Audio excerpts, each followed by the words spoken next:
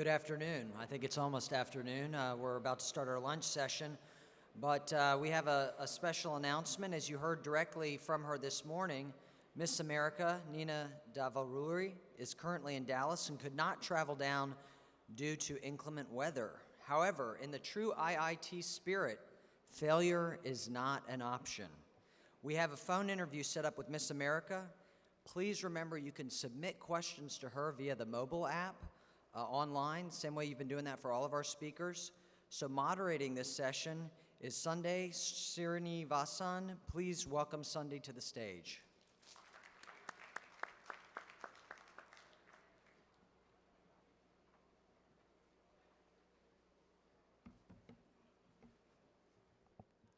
Thank you, Chris. Good afternoon, everyone. Enjoyed the conference? Ready to talk to Miss America? Little bit louder. However, ladies and gentlemen, before we do that, let's relive the moment.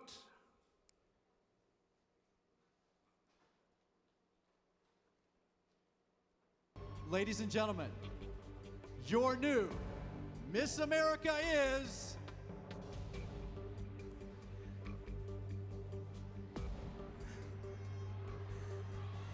Miss New York! Miss New York, Nina Davuluri! It's happened again! 2 years in a row. What a moment for Mallory and for New York.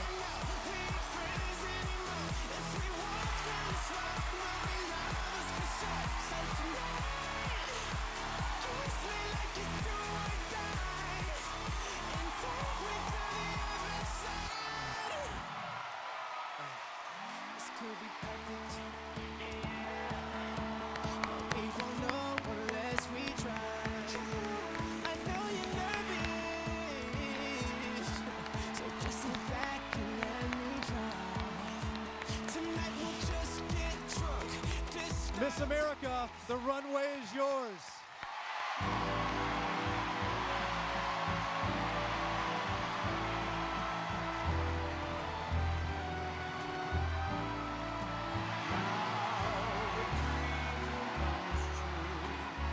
She's our Miss America, the one we waited for.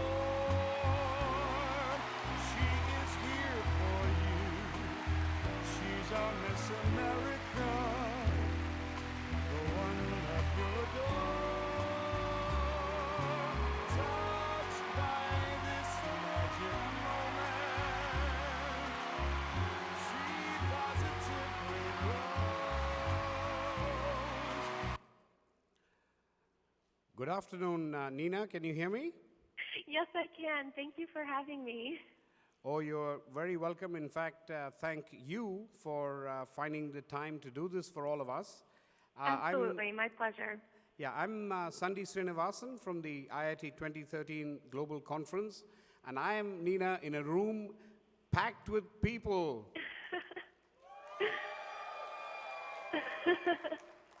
Hi, everyone. Thank you so much. I'm looking forward to getting a conversation started. Yeah, very good. So, Nina, the audience has been sending me a lot of interesting questions. So here's the first one for you. Okay. Do you have any advice for all of the people who have taken you as their role model and inspiration? Oh, my goodness, of course. And I always first and foremost say be yourself. And it's so much easier said than done. And it's very easy to lose yourself, especially in today's society. And I can't tell you how many people told me, Nina, if you're really serious about winning Miss New York or winning Miss America, change your talent because Bollywood will never win. And for me, it was something I really struggled with because obviously this has always been a dream of mine. But it really came down to was that, you know, Indian dancing, my culture, my heritage was a huge part of who I was. And I couldn't imagine doing any other thing on the Miss America stage. And I knew if I was going to win Miss America, it had to be in my way and in my terms. So I always say, know who you are, love who you are, and stand up for who you are. Wow. That's excellent, Nina. So here's a, you're in an audience full of engineers, so here's a half technical question for you. Okay. What's your favorite color and why? My favorite color is pink. Yes, I'm a girl. My whole bedroom is pink, actually, growing up. But my favorite colors to wear are yellow and white. Very good. So here again is a question on being Indian American. So in your opinion, what do you believe, in fact, is the best part of being an Indian American? Well, I really have to attribute a lot of that to my parents, and I always say that they've always been supportive, but not necessarily encouraging. But I'm so thankful that my parents have allowed me to share their story on a national level, because it truly has been difficult. It was a struggle growing up in America, keeping those Indian values, and so I think what I really have learned from this experience is that assimilation really has to happen from both sides, because you simply can't raise your children in America expecting them to be fully Indian. It's just not going to happen. And so I'm really proud of my parents for being able to understand that and accept that, and also myself as well, being able to still have my Indian values and roots and heritage, but assimilate that with the American culture. Well, that's excellent. I'm sure a lot of the people here are, as you probably know, are disappointed that you couldn't be here in person. I know, me too. They are absolutely delighted to be having this opportunity to chat with you. So here's another one for you. This is actually a statement, and that'll be interesting for you to hear as well. It says, "Dear Miss America, I owe you an apology." He says, "In a recent chat with some techie friends of mine, I remarked stupidly about why should a beauty queen be invited to a technical conference. I undermined your achievement," this gentleman in the audience says, "and the power of being a role model such as yourself. I have a 3-year-old daughter, and she told me if I don't apologize, I'm going to be in trouble." So he says, sorry. Thank you. That's so very kind. It's really interesting because being in the pageant world, we automatically face a stereotype. I walk into a room with a crown on my head and people think, oh, that's cute. And I've always taken the initiative to first and foremost present myself from a scholastic standpoint. And having a role, a title like Miss America, you're absolutely correct. I'm a role model for younger girls, younger children out there. And it's so relevant and so timely now more than ever, because our country has swung so far to one side of the pendulum in terms of what is good, what is wholesome, what is pure. And we're ready and hungry for it to swing back. And that's exactly who Miss America is. And that's my job this year, is to be that attainable role model. No, excellent. So here's an interesting one for you. When you did become Miss America, there was a lot of opposition, for want of a better word. So there's an interesting question from the audience is, how did you deal with that kind of a situation and that opposition, if you like, for want of a better word? Right. Yeah, of course it was difficult, and sadly it was something I experienced on a much smaller scale, when I won the title of Miss New York. And, when I won, I had people call me a terrorist.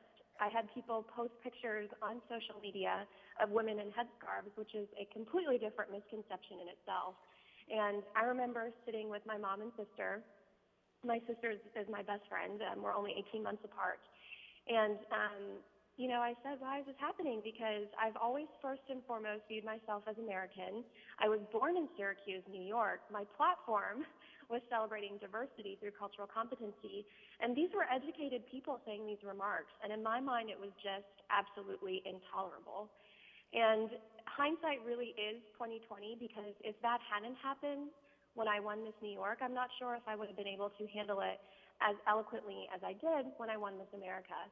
And I knew that it would probably happen, obviously, on a much larger scale. But the silver lining with everything that happened is that it has now given me a voice. And people are starting this discussion not only nationally but globally. And for every one negative comment, tweet, or post, I received hundreds and now thousands, really, of positive words of encouragement and support, not only from the Indian community, not only from Americans, but really people all across the world. And that kind of support has been truly amazing. Yeah, and all those positive comments, absolutely well deserved, as this entire audience is going to tell you with a show of hands and a round of applause here. Thank you.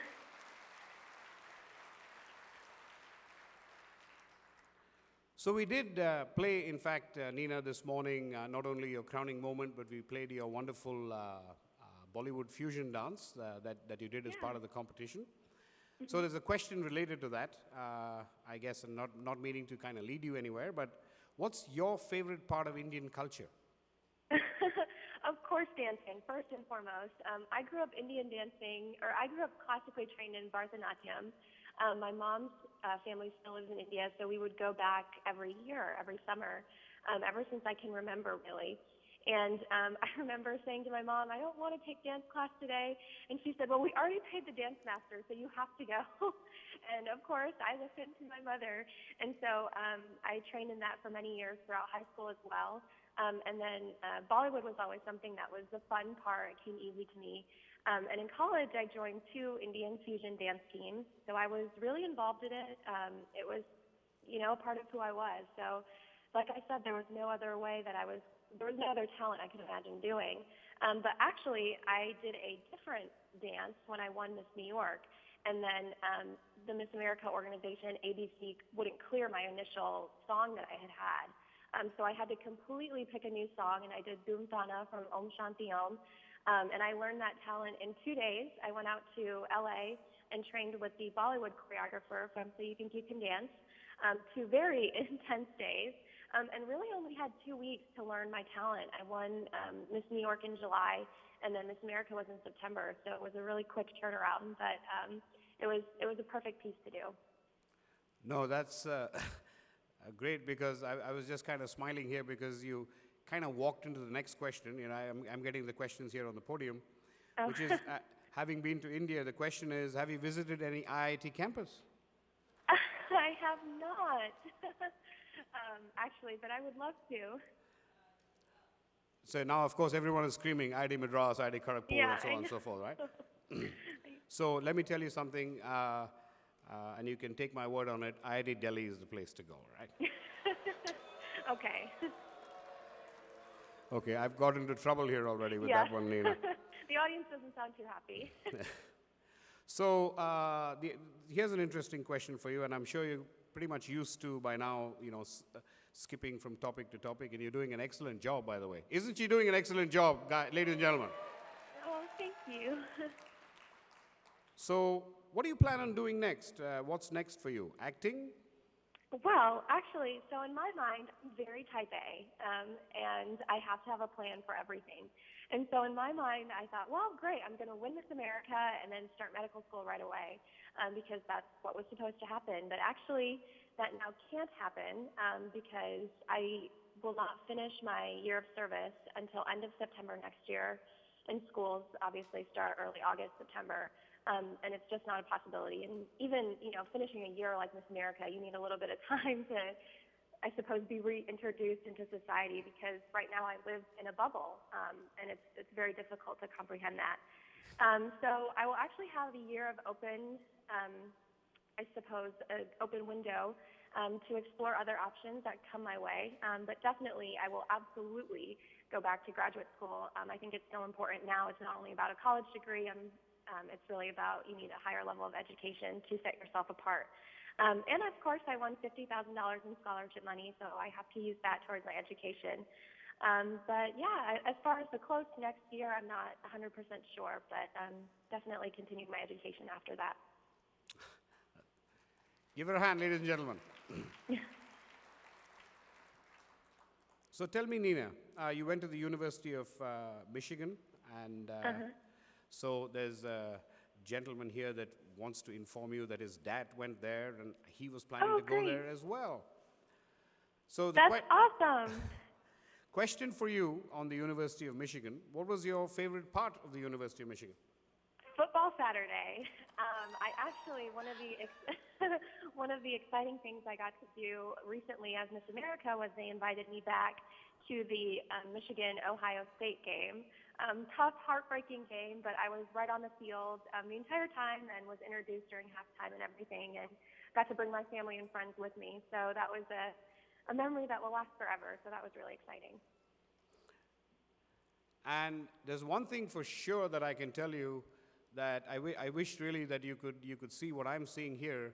I'm seeing a room full of close to 1,200 people, and I guess I'm going to echo a message that's in everyone's heart, and you're going to hear it loudly from them as well after I say it. We all love you. Thank you so much. So here is a techie in the audience who, for some reason, I guess, can't get on Google. But here's an interesting question, though. Okay. So which town in India were your parents from? My mom was from Vijayawada. My grandmother actually still lives there. My dad, I'm actually not sure. It's a really, really small town, and I can't even remember the name now. But when we would visit, my sister and I, we would always go to Vijayawada and spend it with my grandparents. Cool. So usually in these question answer sessions, I'm sure you've done a bit of preparation, and there would always been this thought. So I want to give you the opportunity here. Actually, no. I think a lot of people don't realize that every single interview, every single Q&A, speech, anything that I do, it's all on my own. I don't have a prep team. I don't have a team or people that write things for me or coach me or anything. This is something, everything I say is 100% authentic and Nina, which was really important to me to keep that brand as well. Excellent. But I was going more from the heart there, Nina, in terms of, you know what, these guys, I miss them. I really, really wish she's going to ask me this question. So if there was a question like that, what would that be? Oh, my goodness. I can't say I really have one, but if anything, if I could say something, it's just I want to say a genuine, heartfelt thank you to everyone for their love and support, because this year isn't necessarily about me. It's about reaching out to a new demographic, a new sample that's representative of Americans. And we are Americans, and I'm just so proud and honored to represent all of you. So thank you for the opportunity.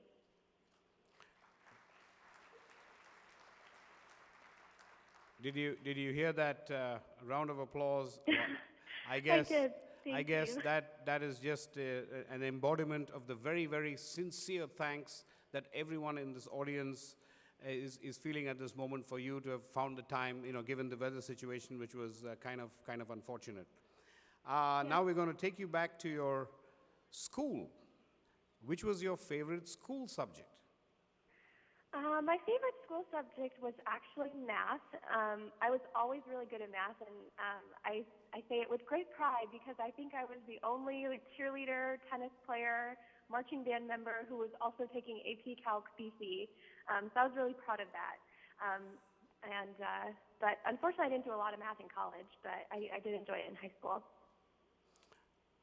And Nina, did you get a chance to see some of the work that the IIT AGH, the IIT Alumni of Greater Houston here does?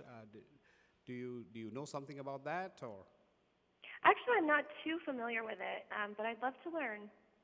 Okay, then I wouldn't put you in the spot and ask you questions on the IIT AGH. So here's another question for you. It says, as a girl, how has the University of Michigan experience helped you? And there's a rushed qualification. I'm a girl. Yeah, it's helped me immensely. I can't imagine being in this role without having my degree. And anyone in the Miss America organization, you can compete between the ages of 18 and 24. I'm right now 24, so I'm on the very end of the spectrum. But, you just learn so many life skills from it, whether it be, being a leader. I was always involved on campus organizations. I was a part of the student government. You just learn how to interact with people coming from such a diverse, university. And just a lot of social skills that can't be taught in a classroom. You really learn attending college. And of course, the Alumni Network has been amazing. I mean, to have that credential is also really great. No, very cool. So, Nina, I tell you on behalf of the IIT 2013 Global Conference, I cannot tell you how much we have tremendously enjoyed your time and the fact that you've taken this time out in these nasty, inclement conditions in Dallas. So, with that, a huge thank you. I want to hear a thunderous round of applause for Nina, Miss America.